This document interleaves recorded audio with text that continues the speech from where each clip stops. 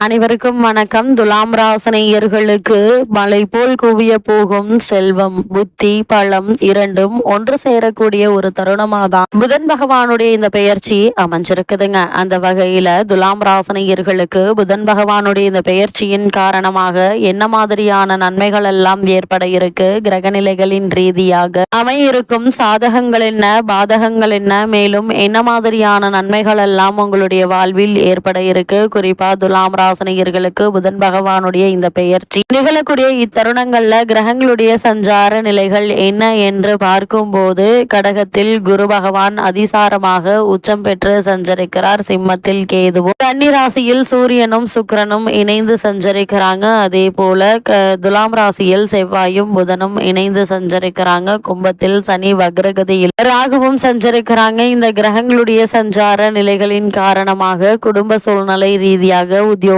தொழில், வியாபாரம், கலைத்துறை, அரசியல் துறை, மாணவ மாணவிகள், விவசாய துறையினர், பெண்மணிகள் என அனைவருக்குமே என்ன மாதிரியான புதன் பகவானுடைய இந்த பெயர்ச்சியின் காரணமாக துலாம் ராசினியர்களுக்கு குடும்ப சூழ்நிலை ரீதியாக உத்தியோகம், தொழில், வியாபாரம், கலைத்துறை, அரசியல் துறை, மாணவ மாணவிகள், விவசாய துறையினர், பெண்மணிகள் என அனைவருக்குமே என்ன மாதிரியான நன்மைகள் எல்லாம் ஏற்பட இருக்கு என்பது குறித்தான முழுமையான பதிவு தான் இந்த வீடியோல நம்ம விரிவா பார்க்க போகிறோம். அந்த முன்னாடி புதன் பகவானை பற்றி சற்று விரிவாக தெரிந்து கொள்வோம். புதன் பகவானை பொறுத்தவரைக்கும் வித்யாகாரகன், வித்தைக்காரகன், மாதுளக்காரகன் என்று சொல்லும் வழக்கமும் உண்டு. அது மட்டுமில்லாமல் பொன் கிடைத்தாலும் புதன் கிடைக்காது என்று சொல்வார்கள். அதாவது இந்த இடத்தில் பொன் என்பது செல்வத்திற்கான அதிபதி குருவை குறிக்கும். ஜாதகத்தில் குருவினுடைய பலம் இருப்பதை விட புதன் பலமாக இருக்க வேண்டும் என்பதையே சூட்சமமாக குறிப்பிட்டுள்ளனர். இந்த இடத்தில் பொன் என்பது செல்வத்திற்கான அதிபதி குருவை குறிக்கும். குரு ஜாதகத்தில் பலமாக இருப்பதை விட புதன் பலமாக இருக்க வேண்டும் என்பதையே சூட்சமமாக குறிப்பிடுகின்றனர். கல்வி, கலை, வித்தைகளுக்கு அதிபதி புதன் கிரகம். எந்த ஒரு விஷயத்தையும் கண்ணால் பார்த்தவுடன் அதை கையால் செய்வதற்கு புதனுடைய அனுகிரகம் வேண்டும். கற்றவர்களுக்கு சென்ற இடமெல்லாம் சிறப்பு. நன்கு படித்தவர்கள் கை நிறைய சம்பளம் வாங்குவதை கண்கூடாக பார்க்கிறோம். நம் வாழ்க்கைக்கு அடிப்படையான கல்வி செல்வத்தை வழங்குபவர் புதன் பகவான். அப்படிப்பட்ட புதன் பகவான் ஒரு விசித்திரமான கிரகம். செவ்வாயை போலவே புதனும் இரு அதிபத்திய கிரகமாகும். ஜோதிட ஆச்சரியமாக மிதுனத்தில் ஆட்சி பெறும் புதன் ஆட்சி வீடான கன்னியில் உச்சம் பெறுகிறார். மீனத்தில் நீச்சமடைகிறார். அறிவு, ஞானம் இரண்டிற்கு இவரே அதிபதியாகி படிப்பறிவு, பட்டறிவு இரண்டையும் மனிதனுக்கு உணர்த்துகிறார். விஞ்ஞானம், மெஞ்ஞானம் இரண்டிற்கும் காரணமாக திகழ்கிறார். அப்படிப்பட்ட புதன் பகவானை நாம் எவ்வாறு வணங்க வேண்டும் என்று பார்க்கும்போது, புதன் பகவானை புதன்கிழமை என்றில்லாமல் நவகிரக புதன் பகவானை எந்த நாளில் வேண்டுமானாலும் வந்து வணங்கலாம். நவகிரகத்தை 9 முறை வலம் வந்து மனதார வேண்டிக் கொள்ளுங்கள். வேண்டியதெல்லாம் புதன் பகவான் தந்தருள்வார் என்பது ஐதீகமாக உள்ளது. 6 லக்னங்களில் பிறந்தவர்களில் புதனின் வலு குறைந்து பலவீனமாக இருப்பவர்கள் சீர்காழிக்கு அருகில் இருக்கும் திருவெண்காடு என்னும் ஊரில் கோவில் கொண்டிருக்கும் ஸ்வேதாரணீஸ்வரரை புதன்கிழமையில் சென்று வழிபட்டால் நல்ல பலன்கள் கிடைக்கும். சென்னையில் இருப்பவர்கள் போரூரில் இருந்து குன்றத்தூர் செல்லும் வழியில் இருக்கும் கோவூரில் குடிகொண்டிருக்கும் சுந்தரேஸ்வரரை வணங்கினால் கூடுதலான பலன்களை பெறலாம். புதன் பகவானை பொறுத்தவரைக்கும் சந்திரனுக்கும் தாராதேவிக்கும் பிறந்தவர்தான் புதன். குருவினுடைய மனைவியுடன் இக்குழந்தை வளர விரும்பாத குரு சந்திரனிடம் அக்குழந்தையை ஒப்படைத்தார். சந்திரனும் அக்குழந்தையை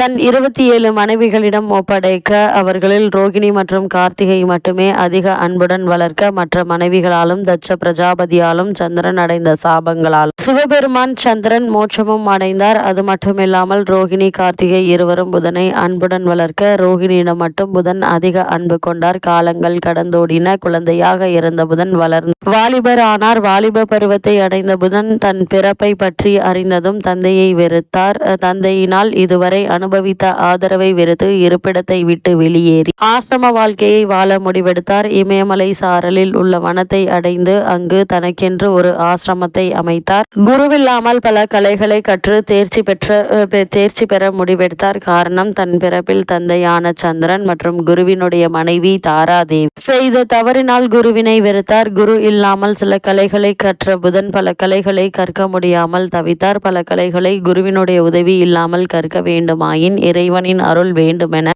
எண்ணிய புதன் நாராயணனை நோக்கி தவம் இருந்தார். பல இன்னல்களை கடந்து தவம் புரிந்த புதனின் தவத்தை கண்டு நாராயணன் அவர் முன் தோன்றி அவருக்கு அருள் பாவித்தார். இமயமலை அடிவாரத்தில் கௌரி தடாகம் என்ற இடத்தில் தனது ஆசிரமத்தை அமைத்து நாராயணன் அருளால் குருவே இல்லாமல் சகல கலைகளையும் புதன் கற்று தேர்ந்தார். கலைகளால் பல உயரத்தை அடைந்த புதன் பிறப்பால் பல அவமானங்களை சந்தித்த புதன் தன் தந்தையான சந்திரனுக்கு பின்னால் தனக்கு வரவேண்டிய அனைத்து அரச பதவிகளையும் துறந்து ஆசிரம வாழ்க்கையை மேற்கொண்டார். புதன் தன் தந்தையான சந்திரனை வெறுத்து ஒதுக்கினாலும் பதவிகள் துறந்து ஆசிரம வாழ்க்கையை வாழ்ந்தாலும் சந்திரனின் அழகில் பாதியை கொண்டவராக இருந்தார். சகல கலைகளையும் கற்று அழகிய உருவமைப்பை கொண்ட புதனை கண்ட தேவமாதர்களில் ஒருவர் அவரிடம் தன் மனதை பறிகொடுத்து தன்னை ஏற்றுக்கொண்டு தனக்கு இன்பத்தை அளிக்குமாறு தேவமாதர்களில் ஒருவர் அவரிடம் தன் மனதை பறிகொடுத்து தன்னை ஏற்றுக்கொண்டு தனக்கு இன்பத்தை அளிக்குமாறு வேண்டினால் தன் பிறப்பினால் ஏற்பட்ட அவமானங்களை இனி எந்த ஒரு குழந்தையும் அனுபவிக்க கூடாது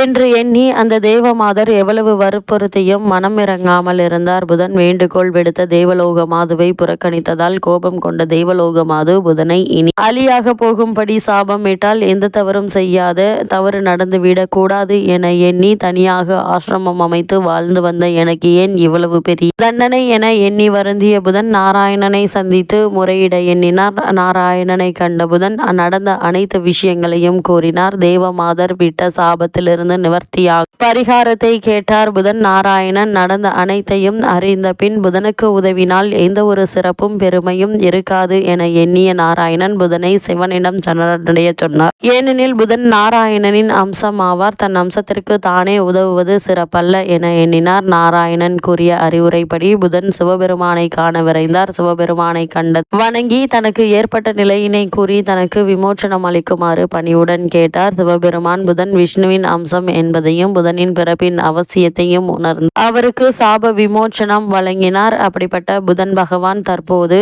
துலாம் ராசிக்கு, அதாவது உங்களுடைய ஜென்ம ராசிக்கு பயிற்சியாகி செவ்வாயோடு இணைந்து சஞ்சரிக்கிறார். இதன் காரணமாக என்ன மாதிரியான நன்மைகள் எல்லாம் ஏற்பட இருக்கு என்று பார்க்கும்போது உங்களுடைய ராசிக்கு 9, 12 ஆகிய இடங்களுக்கு அதிபதியானவர் புதன் பகவான். உங்களுடைய ராசிக்கு பாக்கியஸ்தானம் மற்றும் விரயஸ்தானத்திற்கு அதிபதியான புதன் உங்களுடைய ராசிக்கு வரும்போது சில நல்ல சம்பவங்கள் இல்லத்தில் நடைபெறுவதற்கான வாய்ப்புகள் அதிகம் இருக்குதுங்க. குறிப்பாக தொழில் முன்னேற்றம் ஏற்பட இருக்குது. உத்தியோகத்தில் உயர்வு, ஊதியம் ஆகியவற்றை எதிர்பார்க்கலாங்க. அடுத்தவர் நலன் கருதி எடுத்த முயற்சியில் ஆதாயம் போன்றவை படிப்படியாக நடைபெற இருக்குதுங்க. குறிப்பா துலாம் ராசினியர்களை பொறுத்த வரைக்கும் மாமன் மைத்துனர் வழியில் நடைபெறும் மங்கள நிகழ்வை முன்னிட்டு நீங்கள் மங்களகரமாக நடத்தி கொடுக்க இருக்கீங்க. வீடு கட்டுவது அல்லது வீடு வாங்குவது பற்றி சிந்தனை அதிகரிக்கும். தொழிலில் புதிய பங்குதாரர்கள் வந்து இணையலாம். இடமாற்றம், ஊர் மாற்றம் ஏற்றுக்கொள்ளும் விதம் அமையக்கூடிய ஒரு தருணம் என்று தாங்க சொல்ல வேண்டும். இடமாற்றம், ஊர் மாற்றம் ஆகியவை அமையிருக்கு. பிள்ளைகளுடைய வேலை அல்லது படிப்பு சம்பந்தமாக எடுத்த முயற்சிகள் பலன் தரும் விதத்தில் அமைய இருக்குதுங்க. அது மட்டும் இல்லாம இக்காலகட்ட கிரக நிலைகள் ஆராய்ந்து பார்க்கும் போது இக்காலகட்டத்தின் தொடக்கத்தில் உங்களுடைய ராசிநாதன் சுக்கிரன் லாபஸ்தானத்தில் சஞ்சரிக்கிறார். அதே நேரம் விரயஸ்தான அதிபதி புதன் விரயஸ்தானத்திலேயே சஞ்சரிக்கிறாருங்க. எனவே வருமானம் திருப்திகரமாக இருந்தாலும் விரயங்கள் கூடுதலாக இருக்குங்க. அதிக பயணங்களால் அலைச்சலும் மன அமைதி குறைவும் ஏற்படலாம். உழைப்புக்கேற்ற பலன் கிடைக்காது நேரம் இது என்று தாங்க சொல்ல வேண்டும். குருவினுடைய பார்வை உங்களுடைய ராசியில் பதிவதால் காரியங்கள் கடைசி நேரத்தில் கைகூடிவிடும் என்றாலும் அதுவரை மனக்குழப்பம் அதிகரிக்குங்க. தன்னம்பிக்கையை தளர விட வேண்டாம். பொது வாழ்வில் உள்ளவர்களுக்கு நீங்கள் எதிர்பார்த்த பொறுப்புகள் கிடைக்க இருக்கு. தொழில் மற்றும் வியாபாரத்தில் நல்ல ஒரு முன்னேற்றத்தை இப்போது தாராளமாக எதிர்பார்க்கலாங்க. மாணவ மாணவிகளுக்கு படிப்பில் கவனம் அதிகரிக்கும். பெண்களுக்கு பிள்ளைகளால் விரயம் உண்டு. அதே போல் இத்தருணங்கள்ல மகிழ்ச்சியான தகவல்கள் பல இல்லம் வந்து சேர இருக்குதுங்க. இத்தருணங்கள்ல கிரகநிலைகளின் ரீதியாக கூறப்படும் பரிகாரம் என்ன என்று பார்க்கும்போது முருகப்பெருமான் வழிபாடு உங்களுக்கு முன்னேற்றம் வழங்கும் வழிபாடாக அமைகிறது துலாம் ராசினியர்களுக்கு.